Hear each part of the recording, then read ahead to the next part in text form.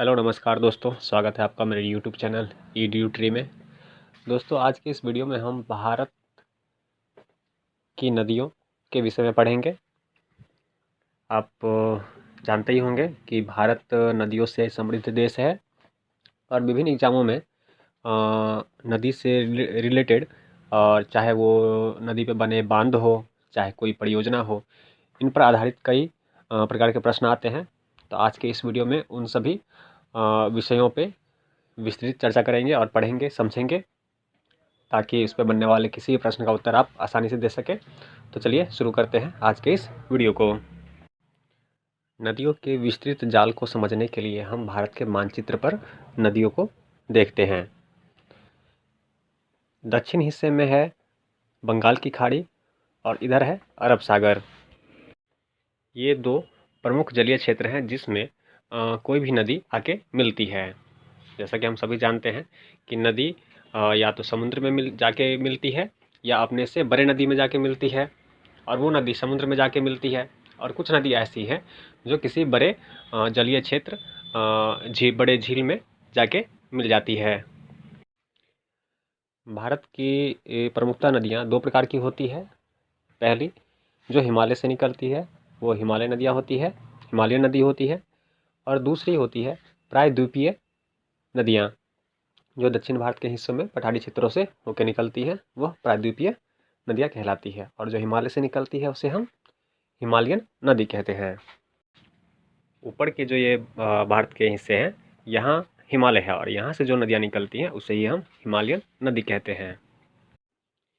यहाँ एक क्षेत्र है जिसे हम मानसरोवर क्षेत्र कहते हैं। यहाँ से एक नदी निकलती है जो उत्तर भारत के उत्तरी हिस्से से होते हुए पाकिस्तान होकर अरब सागर में जाके मिलती है।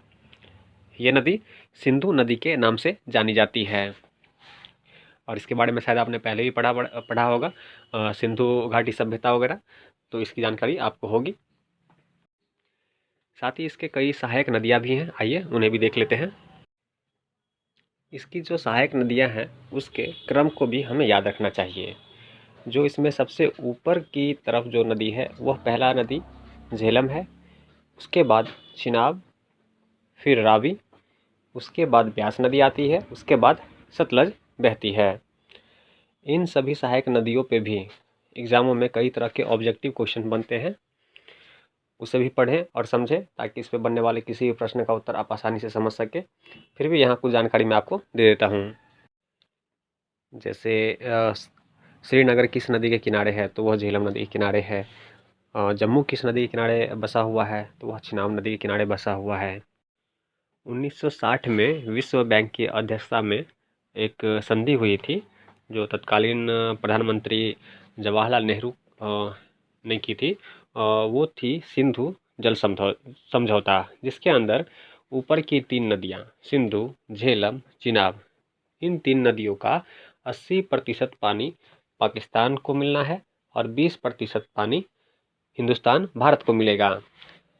साथ ही रावी, ब्यास और सतलज, इसकी 80% पानी भारत के हिस्से में आएगी और 20% पानी पे अधिकार पाकिस्तान को होगा। आइए अब भारत की अन्य प्रमुख नदियों के बारे में, उनके ऊपर नज़र डालते हैं। इसके बाद गंगा। गंगा भारत की सबसे लंबी नदी है जो 2525 किलोमीटर भारत में दूरी तय करते हुए बंगाल की खाड़ी में मिलती है। जब यह बंगाल के हिस्से में प्रवेश करती है तो इसका नाम बदलकर पद्मा, वहाँ इसे पद्मा नदी कहा जाता है। और इसके साथ ही एक नदी है यमुना नदी, जो इसकी सहायक नदी है। यहाँ विशेष रूप से याद रखेंगे कि भारत की सबसे लंबी सहायक नदी जो है वह यमुना है। इसकी लंबाई कुल 1310 किलोमीटर है। यह आगे जाके गंगा में मिल जाती है। और साथ ही यहाँ याद रखेंगे कि गंगा का नाम गंगा तब पड़ता है जब दो नदी मिलती हैं, अलकनंदा और भागीरथी। जब ये दोनों नदी मिलती है तब जाके उस नदी का नाम गंगा पड़ता है। इससे इससे रिलेटेड भी कई बार क्वेश्चन पूछ लिए जाते हैं कि अलग कौन सी दो नदियों के मिलने के बाद गंगा नदी बनती है। तो वो नदी है गंगा, अलकनंदा और भागीरथी, जिसके मिलने के बाद उस नदी का नाम गंगा पड़ जाता है। गंगा की और भी सहायक नदी है जो हिमालय से निकलती है। तो आपने सुना होगा कोसी, गंडक, घाघरा, ये नदियाँ भी गंगा की सहायक नदी है। सहायक नदियों की भी सहायक नदी होती है, जैसे यमुना की सहायक नदी बेतवा, चंबल आदि नदी है। तो जब इसे पढ़ेंगे तो विस्तृत रूप से इसके बारे में जानकारी प्राप्त करें कि कई बार सहायक नदियों के ऊपर भी कई प्रकार के प्रश्न पूछ लिए जाते हैं। तो जब आप इस वीडियो को देखें तो इसके साथ ही बुक को भी देख लें। इससे क्या होगा कि आपको अन्य सहायक नदियों के बारे में, जो छोटी छोटी नदियां हैं, जो सहायक नदियां हैं, उनके बारे में आपको अच्छी जानकारी मिल जाएगी। आइए अब देख लेते हैं ब्रह्मपुत्र नदी को। ब्रह्मपुत्र नदी तिब्बत के मानसरोवर क्षेत्र से होकर निकलती है। तिब्बत में इसे सांपों के नाम से जाना जाता है और इसकी लंबाई कुल 2900 किलोमीटर है, लेकिन भारत में यह मात्र 915 किलोमीटर ही बहती है। यह अरुणाचल में प्रवेश करते हुए आसाम से होते हुए बांग्लादेश होकर बंगाल की खाड़ी में जाकर गिरती है। जब यह बंगाल में जाती है तो इस ब्रह्मपुत्र को जमुना के नाम से जाना जाता है। और यह भारत की सबसे लंबी नदी तो नहीं है, पर यह भारत की सबसे चौड़ी नदी है।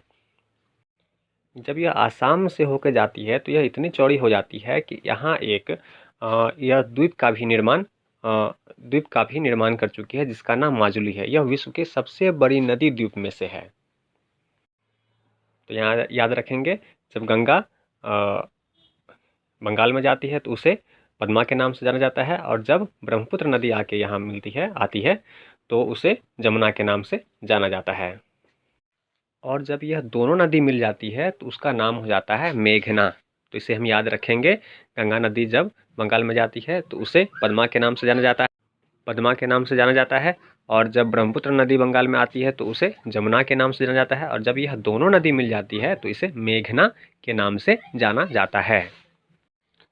और जहाँ यह गंगा ब्रह्मपुत्र नदी बंगाल की खाड़ी में जिस मुहाने पे मिलती है, वहाँ यह डेल्टा का भी निर्माण करती है। डेल्टा का निर्माण कैसे होता है?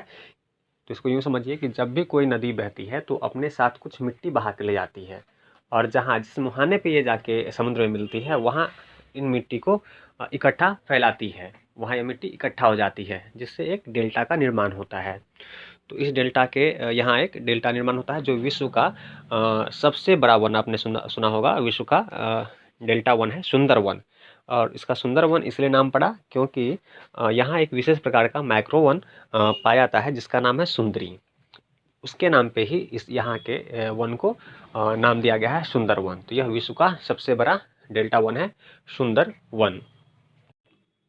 तो अभी तक हमने हिमालय नदी को पढ़ा है। अब चलिए पढ़ते हैं प्रायद्वीपीय नदी। तो यहाँ इस क्षेत्र में अरावली पर्वत से, वही अरावली पर्वत जो विश्व में सबसे प्राचीन पर्वत श्रृंखलाओं में गिनी जाती है, वहाँ से एक छोटी सी नदी निकलती है, लूनी। यह न किसी नदी में मिलती है, न किसी समुद्र में जाके मिलती है। यह कच्छ में जाके विलुप्त हो जाती है। तो यह नदी काफ़ी इम्पोर्टेंट बन जाती है। कई बार इसके ऊपर प्रश्न पूछ लिए जाते हैं कि वह कौन सी नदी है जो कच्छ में जाके विलुप्त हो जाती है। तो वह है अरावली से निकलने वाली लूनी नदी। याद रखेंगे, लूनी नदी जो अरावली पर्वतों से निकल के कच्छ के रण में विलुप्त हो जाती है। अब देखते हैं इस क्षेत्र में जो छत्तीसगढ़ में जगह है अमरकंटक। यहाँ से 3 नदी निकलती है।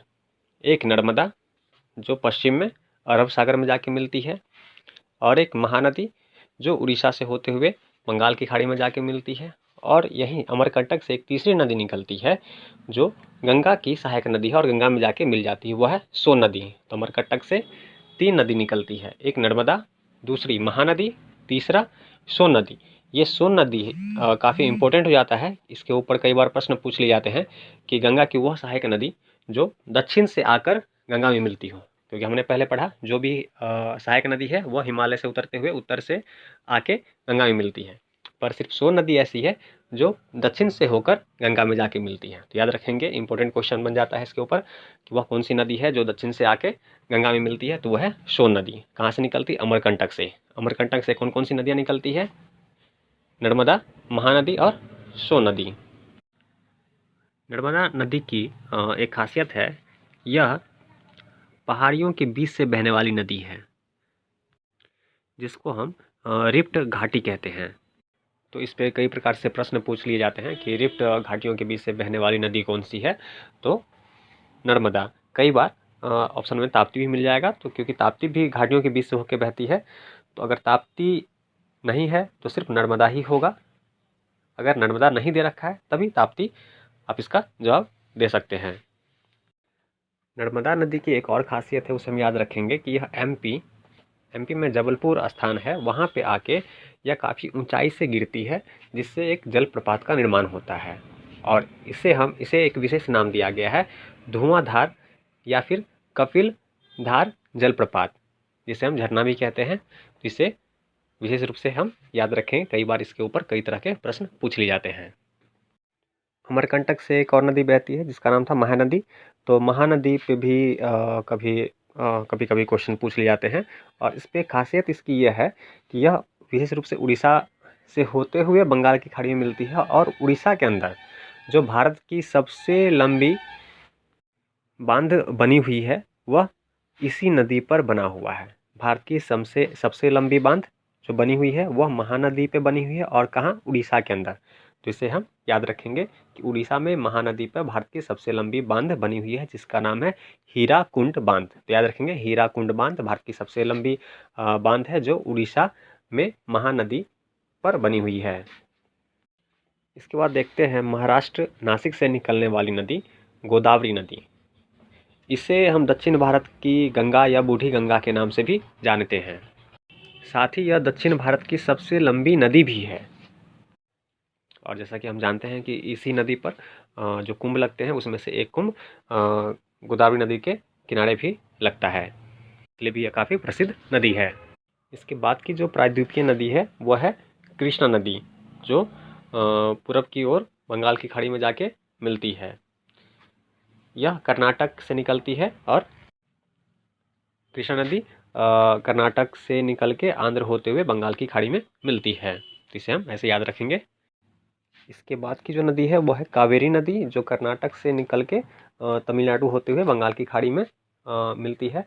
तो इसके ऊपर आपने कई बार न्यूज़ में भी सुना होगा, और क्वेश्चन भी कई बार पूछ लिए जाते हैं कि ऐसी कौन सी नदी है जिसके लिए दो राज्य कर्नाटक और तमिलनाडु के बीच विवाद है, तो वो है कावेरी नदी। तो इसको विशेष रूप से याद रखेंगे।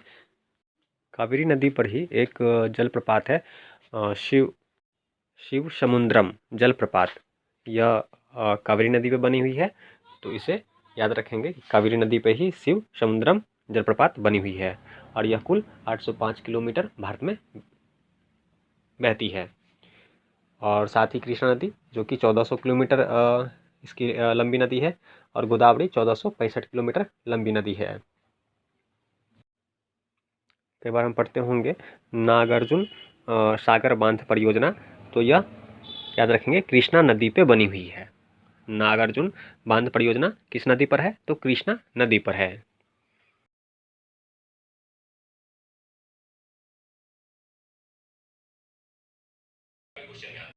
और वहीं सतलज नदी पर पंजाब में सबसे ऊंचा बांध, भारत का सबसे ऊंचा बांध बना हुआ है, वह है भाखड़ा नांगल बांध। तो इस पे भी कई बार प्रश्न पूछ लिए जाते हैं, तो इन बांध परियोजनाओं को विशेष रूप से याद रखेंगे। और यहीं से एक नहर निकाली गई है जो राजस्थान को पानी पहुंचाती है। इसे इंदिरा कैनाल के नाम से भी जानते हैं। और इतना ही नहीं, यह विश्व की सबसे लंबी नहर, मानव निर्मित नहर है। तो इसकी यह खासियत है, और यह यहाँ से नहर निकाली गई है जो राजस्थान को पानी पहुँचाती है। तो इसे भी विशेष रूप से याद रखेंगे, कई बार इसके ऊपर भी कई बार प्रश्न पूछ लिए जाते हैं। साथ ही कई बार इस पे प्रश्न पूछ लिए जाते हैं कि इंदिरा कैनाल को कौन सी नदी से पानी मिलती है। चूँकि सतलज की सहायक नदी व्यास है, तो कई बार दोनों ऑप्शन मिल जाएगा। तो अगर दोनों ऑप्शन है तो दोनों दे देंगे, अगर सतलज है तो सिर्फ सतलज ही देंगे कि सतलज से ही इंदिरा कैनाल को पानी मिलता है। अगर दोनों ऑप्शन है तो उसमें हम दे सकते हैं कि ब्यास और सतलज दोनों से इंदिरा कैनाल को पानी मिलता है। तो चलिए आज की इस वीडियो में इतना ही। ऐसे ही किसी इम्पोर्टेंट विषय पे फिर मिलते हैं। तब तक चैनल को सब्सक्राइब कीजिए, लाइक कीजिए। अगर आपको एक बार में समझ ना आए तो 1 से 2 बार देखिए, बहुत ही आसान है, आसानी से समझ आ जाएगा। चलिए मिलते हैं नेक्स्ट वीडियो में।